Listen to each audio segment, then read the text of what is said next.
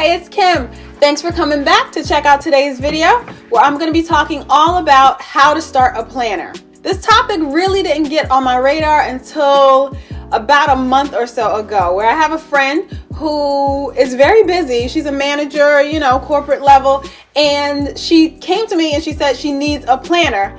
And I'm like, how have you been living life without one? But anyway, so she wanted to start a planner. And then I got thinking through the process of how to actually explain this to someone who's new to planning. So that's how this video came to be. I thought of some really good topics to help people consider whether or not they want to start a planner, what kind of planner they need, how they're going to use it, and all of those good things. And I thought this information would actually be helpful to so many others out there. So I'll get back to that friend in a little bit to explain kind of what we talked through and to let you all know where she ended up and how she's doing right now. But before that, I want to talk you through all of my thought process around explaining how to start a planner to someone. And usually, I guess if you're watching this video, you're probably in the planner community, so you're using planners. But maybe you have a friend who is new to planners, and this could be a resource that you could direct them to get a lot more information about how to go about starting. Or if you're in the planning community and maybe you just feel uninspired by your current system and you want to do some things to shake it up. You want to do some things to mix it up and to get yourself interested in planning again. I think the topics in this video could be helpful in that sense as well. All right, so from the top, reasons why you need a planner. Reasons why we all need a planner, but to each their own. Reasons why you need a planner. The most important thing I think having a planner does is it clears your brain and your mind of all of those important tasks and ideas and to-dos that you have so that you can kind of get it out of your head onto a piece of paper so that you can use your brain most efficiently so that those ideas and those tasks aren't taking up too much brain space and kind of clouding the way that you are productive and functioning during your daily life.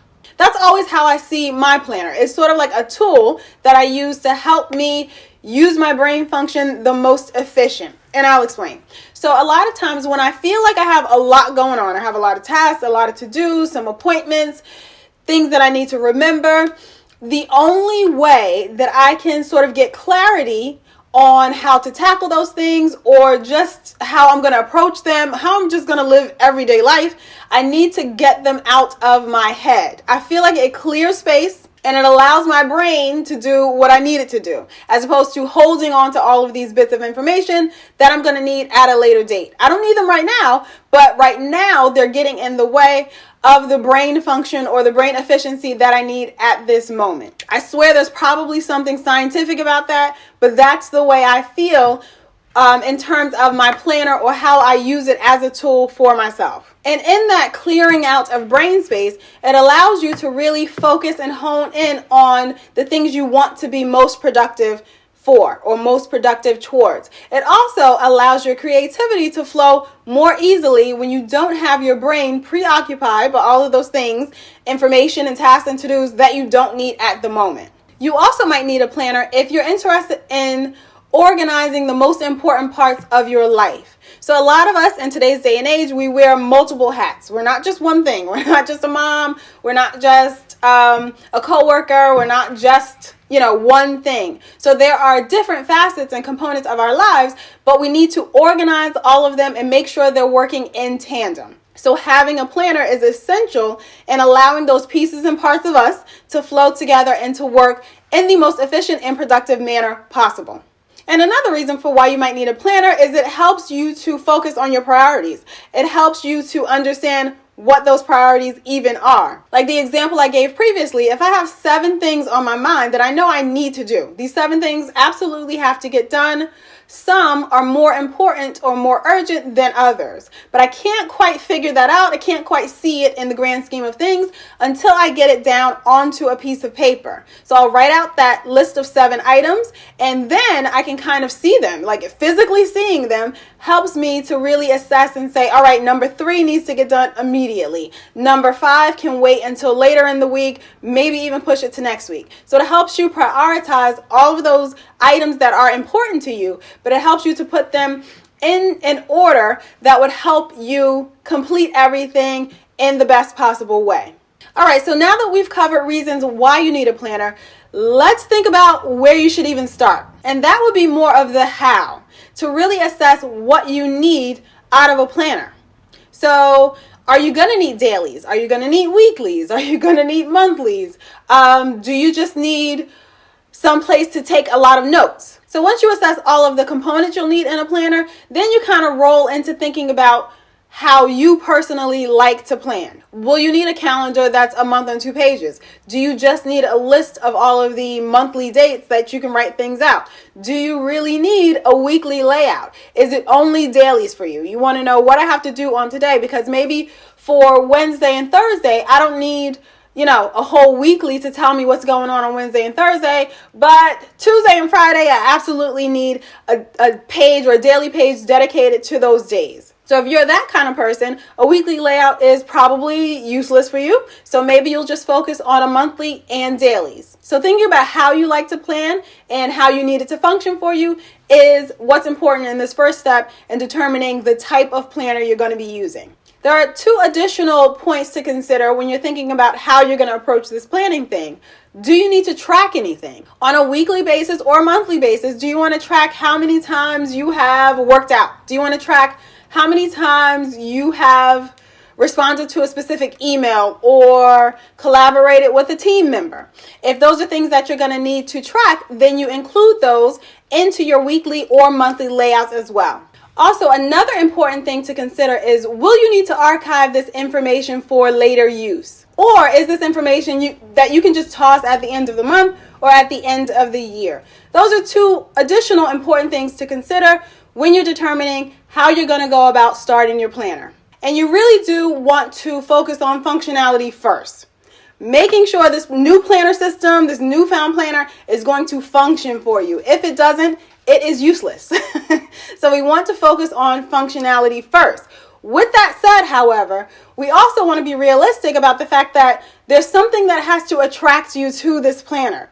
So while you don't want to go in head first, headstrong with a bunch of stickers and icons and stamps and all this other stuff, if you're just starting out, you do want to make it a planner or a tool that you're actually going to come back to often. So it has to be something that attracts you, whether that means it has to be visually pleasing as well as productive for you. That's something for you to assess and consider in determining your own needs or your own planner needs. Do you need it to look pretty as well as function? Do you only care that it's functional and you don't mind if it's ugly? Consider those things. So once we've made all of those considerations, that then rolls into how you're going to plan, or the type of vehicle that your planner is going to be in. Are you going to use a bound book? Do you want to do something on rings or discs, which may require you to print some things out over the span of your planning system or your planning routine? Are you okay with just having a straight up calendar, like a desk calendar or a wall calendar, and that's all you need? Think about the system. So with bound books, that might be a lot easier for those of us who want to archive this information at the end of the year. For ring planners using inserts, that might be a lot easier for us who just want a quick answer, a quick solution. You can always download some printables from Etsy or other sources and sites. Also, there's a lot of great free options that can be downloaded that you can print out and use in discs and rings. Peanuts Planner Co. has a lot of good freebies, especially if you're just starting out. Also, Hey Planner Girl has a lot of deco that you might like for the planner, but I believe some functional spreads as well. And I'm drawing a blank on any other sources for freebies, but if anyone's watching and you do have some ideas or some sources for some free inserts or free templates, please don't hesitate to leave that information down in the comments. Share it with us so we all can know where to find those resources. And then the simple wall calendar, or maybe like a simple notepad. My husband actually plans on a wall calendar. Every year, he eagerly awaits the free wall calendar that my accountant sends us, and this is what he uses as his planner. It's a bunch of chicken scratch. I can barely understand it, but he has things written down on the specific days, what's going on, what bills might be due, notes that he needs to remember for a specific day, and that's what works for him. He doesn't need any other items or any other tools in order for him to plan out his time or his days. That works for him. Back when I was in college, all I needed was a notebook, and I would just keep like a running task list on like an A5 size notebook, and things weren't really date specific. It wasn't like this was the task list for this specific week. It was, this is my task list. As things got completed, I crossed them off. As I needed to add more, I just added it at the bottom of the list. And for that time in my life, that's what worked. So starting a planner per se doesn't have to be so super involved or so difficult. It doesn't have to have 17 different parts in order to be functional and productive for you. And another important idea to consider when we're talking about the type of planner you're going to use, think about if you're going to need to take this outside of the home. So if it's something that you want to have and it has to be portable, size might be a really major determining factor in the item that you're going to use. If your handbag is only like a crossbody purse, then maybe you don't want to fit a large planner in there. Or if you normally carry a huge tote bag, maybe you can carry an A5 planner, or maybe it might be too heavy. These are all things to consider when you're determining exactly the kinds of planner that you're going to use. All right, and the most important component of this whole how to start a planner idea is to just start. Just start. Don't be intimidated by all of the beautiful planner systems that you might see out there. Don't be intimidated about, well, this person plans this way and it seems really productive or efficient, and maybe I should try that. Really focus in on what would be best for you and just start. If that means just working with a monthly layout at the beginning of your planning journey, just work with a monthly layout. Add things on as your life or as situations require them. You may realize that, okay, I'm going to add in a weekly layout. So the friend of mine who I was helping kind of talk through all of this, her requirements were, she wanted a weekly layout. She wanted a timed weekly. So I asked her, like, do you need just a box for each day to write out the tasks, for that day? Nope, she wanted a timed weekly. All right, we can do a vertical timed weekly, but also on that weekly spread, she did want to have a place to write down notes. So she doesn't need daily inserts or daily pages, but she does want to have a place to write down notes on the weekly layout. So that wasn't too difficult. This was in February when she was asking me all of this. So if you're in the planner community, you already know that buying a bound book, and she wanted it to be a bound book. So buying a bound book normally has to happen October of the previous year in order to get it for the following year. So we were kind of behind the mark trying to locate and source a planner that would be good for her. And last but importantly, definitely not least, the most important component, she wanted it to fit in her purse. Small, tiny purse. So we were dealing with all of those things that we had to deliver on. All of those items that we had to deliver on. So we did eventually find for her an option that was a weekly vertical layout, and it had a spot for notes. And I want to say it's something like 3 inches by 5 inches. So it fits into her purse beautifully. After she's been using it for a while, for about a month and a half, now she realizes that maybe she doesn't need a weekly times layout. Okay. So it's going to take a while to really hone in on your exact needs and your specific needs. It's important to be flexible during that time, try out different options, or be willing to stick with the one that you picked, first of all, and then maybe add in some stickies, some sticky notes to each page, adding in the extra resources or information that you think you might need. So she realized that a vertical weekly isn't the best option for her, so maybe she's going to do something more of maybe not a horizontal layout, because she wants to have a task list for each day. So some kind of weekly that provides a box to list out the duties and the tasks for that day, as well as the appointments. So what we're going to do for her is at the end of this year, make sure we get on picking out a bound book system that's going to work for her for the next year. Also, she noticed that the size that she wanted to fit in her purse is too small. and she doesn't really need to carry it in her purse all the time. So there you go. So the entire layout, she wants to switch to something else, and she's open to using a bigger size. She wants to use a bigger size. So that's a perfect example of where you start is not always going to be where you end. Be flexible, but the important thing is to just start. Remember that this planner system that you're setting up, first of all, doesn't have to be a system, doesn't have to be multiple things, it could just be one item, but this planner that you're setting up is to be used as a tool for you. It is not something that should bring on added stress for you. So you shouldn't feel stressed out when you need to look at your planner. You shouldn't feel stressed out because you're thinking that you need to make it pretty, or you're thinking, oh, I need to update this, change this, fix this. I don't like when I cross out. I need to use what out. Don't stress about it. It's a tool that's used to help you. It should not be stressing you out. As soon as it is, I say ditch it. Just completely erase it from your life.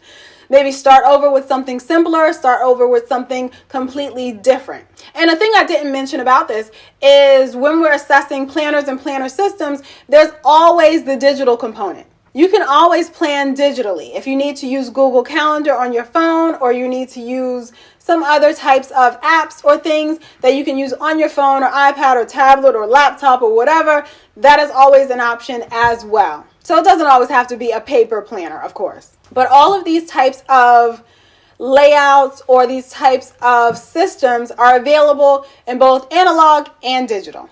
But when you feel that the planner isn't working for you, or it's causing anxiety or analysis paralysis, you feel like you have way too many things to choose from and then you just can't choose, just ditch it, just scrap it, and move on to something that'll be a little easier for you. Or just take a break completely to kind of reassess why that one went wrong and to think about how to make the next one work much better. And probably the most important part in this whole just get started category is that you don't want to compare yourself to others. I know I talked about the pretty pictures that you might see on Instagram or YouTube, and they look wonderful. They look great, but not everything is going to be for you. So don't compare yourself to others. There are also a lot of us who have been planning in a million different ways, a million different systems over the past 50 years. So we're not just starting like you might be. We're not just starting. So you can't compare your journey to anyone else's. Do not compare yourself. Don't fall into that trap of comparing yourself to someone else and wanting to establish or define perfection based on other people. And always remember that you can start and stop whenever you need to. It's not imperative that you finish the entire year in one planner. It's not important that you plan for an entire year. If you are someone who's like a stay-at-home mother, or maybe even like a teacher, you might only have certain months of the year that you really need to plan out your time, or you really need to plan out your days. And then for a couple of other months, like over the summer or whenever else during the year, you don't need a planner. You don't need a weekly, you don't need a daily, you don't need a monthly, you don't need a planner at all. So it's perfectly fine to start and stop whenever you want, however you want. All right, so that covers all of my most important tips on how to start a planner. We covered reasons why you might need a planner. We covered how to get started, where to start, what to even do to begin to start. And then we covered just start. Just jump in there and go for it. I truly hope that these tips have been helpful for you. And like I said, you could be new to planning, or even you've been planning for a while and you're just uninspired. So maybe you want to start fresh, and maybe you want to start over. These tips could be helpful for you as well. If you have a friend or someone who you think these tips might be helpful for, please do not hesitate to share this video. Also, don't forget to like, and if you enjoy this kind of content, please do subscribe. And if you are interested in getting a glimpse of how a planner system kind of works, like all the different components flow together, I do actually have a recent video that covers a week in the life of my planner. You can check out that video right over here to give you some tips and some ideas. Again, thank you so much for watching today's video. I truly do appreciate you. And if you have any questions or comments, leave them down below, and I'll see you in the next one.